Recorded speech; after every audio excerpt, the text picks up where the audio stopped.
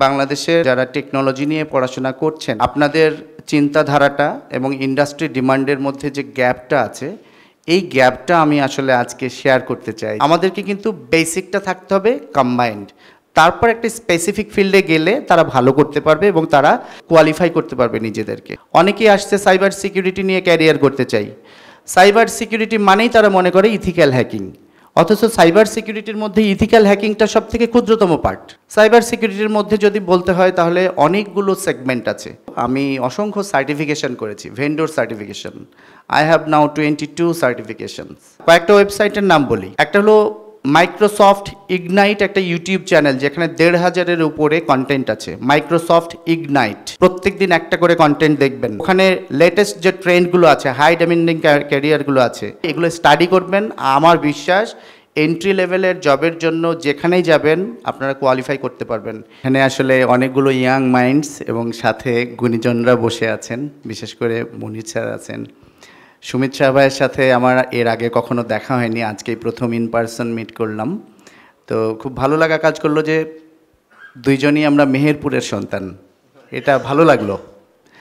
তো মনির ভাই প্লাস হলো নাজির ভাই, ওনাদেরকে সবাইকেই আমি জানি। আমি 20 ইয়ার্স কাজ করছি এই ফিল্ডে। আমি অসংখ্য সার্টিফিকেশন করেছি, vendor certification. I have now 22 certifications. Last 2 years হলো আমি সৌভাগ্যক্রমে কিছু স্টুডেন্টদের সাথে কানেক্টেড হওয়ার সুযোগ পেয়েছি। ঢাকা বিশ্ববিদ্যালয়ের আইআইটি এবং বুয়েটের একটা সম্মিলিত প্রোগ্রাম এজ প্রজেক্টের সাইবার সিকিউরিটি এবং আর্টিফিশিয়াল ইন্টেলিজেন্সের অসংখ্য স্টুডেন্টকে বা ফ্রেশ গ্র্যাজুয়েটদেরকে আমি লাস্ট 2 ইয়ার্স ট্রেনিং করালাম। তো সেই সুবাদে বাংলাদেশের যারা টেকনোলজি নিয়ে পড়াশোনা করছেন আপনারা, আপনাদের চিন্তাধারাটা এবং ইন্ডাস্ট্রি ডিমান্ডের মধ্যে যে গ্যাপটা আছে এই গ্যাপটা আমি আসলে আজকে শেয়ার করতে চাই। যে আসলে ভুলটা, এটা একদম ব্যক্তিগত অ্যানালাইসিস, অন্য কারোর সাথে ম্যাচ নাও করতে পারে। কিভাবে স্যাররা বলছিলেন যে আসলে আমাদের রোড ম্যাপটা সেট, বিশেষ করে নাজির ভাই বলছিলেন যে আমাদের রোড ম্যাপ বা আমাদের আলটিমেট গোলটা সেট করে নেওয়া উচিত, রাইট? তো সেট করতে গেলে আমাদের নানা কোয়েশ্চেন আছে, তাই না? আমরা টেকনোলজি নিয়ে যদি পড়াশোনা করেছি যেহেতু, এই ক্যারিয়ারকে যদি সেগমেন্ট করি, কোর সেগমেন্টে আমরা 4টা ভাগে ভাগ করতে পারি বা 3টা ভাগে ভাগ করতে পারি। একটা হতে পারে networking and system administration, cyber security, software development, তাই না? তাহলে আমি কোনটাতে ইন্টারেস্টেড? আবার এই যদি আমি সফটওয়্যার ডেভেলপমেন্টকেই যদি কনসিডার করি তাহলে এখানেও কিন্তু অনেকগুলো পজিশন আছে। এই পজিশনগুলোর নাম জানি কি না এবং এই পজিশনগুলোর রোল কি, আলটিমেটলি আমাকে কোন দায়িত্ব পালন করতে হবে এবং ওই দায়িত্ব পালন করার জন্য আমার ভালো লাগা কাজ করবে কিনা, এটা কি আমরা জানি? এই বিষয়টা বোধহয় জানাটা খুব জরুরি। এখন সফটওয়্যার ডেভেলপমেন্টে বিজনেস অ্যানালিস্ট একটা বড় অধ্যায়। আমরা কিন্তু সরাসরি সফটওয়্যার ডেভেলপার হব মানে কোড শিখতে চলে যাই। আমরা জানি না যে সফটওয়্যার ডেভেলপমেন্টের লাইফ সাইকেল যেগুলো আছে, বিজনেস রিকোয়ারমেন্টস, ডকুমেন্টস কীভাবে বানাতে হয়, how important this things is, এবং এরপর সফটওয়্যার রিকোয়ারমেন্টস স্পেসিফিকেশনস কীভাবে করতে হয়, সেইগুলো করার জন্য আমাদের স্কিল সেট কীরকম প্রয়োজন হয়, সেটার জন্য আমাদের কোন কোন টুলসের ব্যবহার বা কী কী শিখতে হবে, এই বিষয়গুলো কিন্তু আমাদের পরিষ্কার ধারণা নেই। অথচ আমরা সফটওয়্যার ইন্ডাস্ট্রিতেই এই রিসোর্সগুলোর পাচ্ছি না, সত্যি কথা। আমরা ডেভেলপার পাচ্ছি, আর ডেভেলপারের মধ্যেও আমাদের অনেকগুলো কথা আছে, আমি বলতে চাই আজকে সুযোগ যেহেতু পেয়েছি।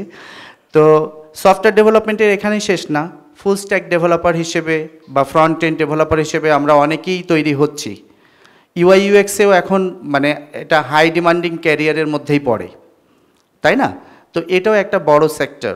এরপর সফটওয়্যার কোয়ালিটি অ্যাসুরেন্সে আমরা কিন্তু অনেক দুর্বল জায়গাতে আছি, বাংলাদেশের এই সফটওয়্যার ফার্মগুলো সফটওয়্যার কোয়ালিটি অ্যাসুরেন্সে আমরা দুর্বল জায়গায় আছি। আচ্ছা, তো সফটওয়্যার ডেভেলপ হলো, এরপর তো ডেপ্লয়মেন্ট বা ইমপ্লিমেন্টেশন, এখানেও কিন্তু অনেক ভালো কোয়ালিটি রিসোর্স প্রয়োজন হয়। এটাও একটা বড় চ্যালেঞ্জিং ক্যারিয়ার এবং হাই ডিমান্ডিং ক্যারিয়ার, যেটা আমরা হয়তো জানি না। আমি কোড ভালো লাগে না, সবসময় আমি স্ক্রিনে থাকতে চাই না, বাট আমি ইমপ্লিমেন্টেশনে ভালো করব, আমি সফটওয়্যার ডেমনস্ট্রেট করব, আমি ট্রেনিং করাবো। এটাও একটা বড় ক্যারিয়ার আমরা মনে করি, মানে আমরা এখন এই সমস্ত অভাব বোধ করছি, তাই বলা। আচ্ছা, এর বাইরে আসলে কি হবে যে আমি ঠিক আছে, আমি কিছুদিন কাজ করলাম এই ইন্ডাস্ট্রিতে, আমি ফ্রন্ট এন্ড ডেভেলপমেন্ট শিখলাম, ব্যাক এন্ড ডেভেলপমেন্ট শিখলাম, সফটওয়্যার কোয়ালিটি অ্যাসুরেন্সের বেসিক্সটা জানলাম। এখন ডেপ্লয়মেন্ট যারা করবে, যারা আমাদের বাংলাদেশের প্রেক্ষাপটটাই আমি বলি, যারা ইনফ্রাস্ট্রাকচার নিয়ে কাজ করে, নেটওয়ার্কিং এবং সিস্টেম অ্যাডমিনিস্ট্রেশন নিয়ে যারা কাজ করছেন, তাদের কমপ্লিটলি মানে মোর অর লেস 99%-এর উপরে তাদের সফটওয়্যার ডেভেলপমেন্টের বেসিক্সটাও থাকে না। যে জন্য ডেপ্লয়মেন্টে গিয়ে যে এনভায়রনমেন্টটা দরকার, ইনফ্রাস্ট্রাকচারটা দরকার, ওখানে গিয়ে একটা চ্যালেঞ্জ ফেস করতে হয়। এটা একটা বড় গ্যাপ। এখানে লাস্ট কয়েক বছর যাবত একটি নতুন রোল ক্রিয়েট করা হলো, যেটাকে আমরা ডেভঅপস বলছি। সুমিত ভাই ভুল বললে বলবেন, আমাকে কারেকশন করে দেবেন। তো ডেভঅপস কি, তাদের সফটওয়্যার ডেভেলপমেন্টের ধারণাটাও থাকলো, ইনফ্রাস্ট্রাকচারের ধারণাটাও থাকলো, তাহলে ডেপ্লয়মেন্টটা সহজ হয়ে গেল। এখন ভেরি রিসেন্ট বলতে পারেন 2024-এ এখন কিন্তু ডেভঅপসটাও পিছনে পড়ে গেছে। এখন কি ক্যারিয়ারে আসছে? সেকঅপস। যে সফটওয়্যার ডেভেলপমেন্ট জানবে তাকে ইনফ্রাস্ট্রাকচারের বেসিক্স জানতে হবে, অর্থাৎ ডেভঅপসের যে রিকোয়ারমেন্ট সেগুলো ফুলফিল করতে হবে, পাশাপাশি তাকে সিকিউরিটির ব্যাপারে সতর্ক থাকতে হবে। এটাকে আমরা বলছি সেকঅপস। তাহলে আপনারা এই বিষয়গুলো নিয়ে অ্যানালাইসিস করতে হবে। প্রত্যেকটা জায়গায় না অ্যানালাইসিস করার জায়গা আছে। আমরা স্টুডেন্টরা বাংলাদেশি যারা আছি, আমিও বাংলাদেশি তাই বলা, আমরা আসলে সামনে এগোতে চাই। আমার ফাইন্ডিংস হলো যে আমরা অ্যানালাইসিস করি না। অ্যানালাইসিস কিভাবে করব? অ্যানালাইসিস করার জন্য অনেক ওয়ে আছে। সিম্পল, আপনি লিঙ্কডইনে যাবেন, আপনি যেই ক্যারিয়ারে যেতে চান, একটা দুটো তিনটা ক্যারিয়ারকে চুজ করেন। ওখানে দেখবেন যে গ্লোবাল ক্যারিয়ারে যারা আছে ওই সমস্ত পজিশনে তাদের কি ধরনের সার্টিফিকেশনস আছে, তারা কি বিষয় নিয়ে কথা বলছে রেগুলার বেসিস, সেই বিষয়গুলোকে আপনারা একটা একটা করে বেসিকটা নেন। একসাথে সব এক্সপিরিয়েন্স মানে এক্সপার্ট লেভেলে যাওয়া যায় না, বাট বেসিক থাকতে হবে। আজকে যারা নেটওয়ার্কিং নিয়ে কাজ করছেন, যারা ইনফ্রাস্ট্রাকচার নিয়ে কাজ করছেন, তারা software development very basic things জানেন না। এটা কি হতে পারে? এটা দুঃখজনক, হতে পারে না। যারা সফটওয়্যার ডেভেলপমেন্ট নিয়ে কাজ করছেন তারা ইনফ্রাস্ট্রাকচারে কিছুই বলতে পারে না, জানে না, সাইবার সিকিউরিটির বেসিকটাও জানে না। তাহলে কি হয়? এটা চলে? এটা হওয়া উচিত না। আমাদেরকে কিন্তু বেসিকটা থাকতে হবে কম্বাইন্ড, তারপর একটা স্পেসিফিক ফিল্ডে গেলে তারা ভালো করতে পারবে এবং তারা কোয়ালিফাই করতে পারবে নিজেদেরকে। এটা হলো আমার অবজারভেশন। অনেকেই আসছে সাইবার সিকিউরিটি নিয়ে ক্যারিয়ার করতে চাই। সাইবার সিকিউরিটি মানেই তারা মনে করে ইথিক্যাল হ্যাকিং, অথচ সাইবার সিকিউরিটির মধ্যে ইথিক্যাল হ্যাকিংটা সব থেকে ক্ষুদ্রতম পার্ট। সাইবার সিকিউরিটির মধ্যে যদি বলতে হয় তাহলে অনেকগুলো সেগমেন্ট আছে।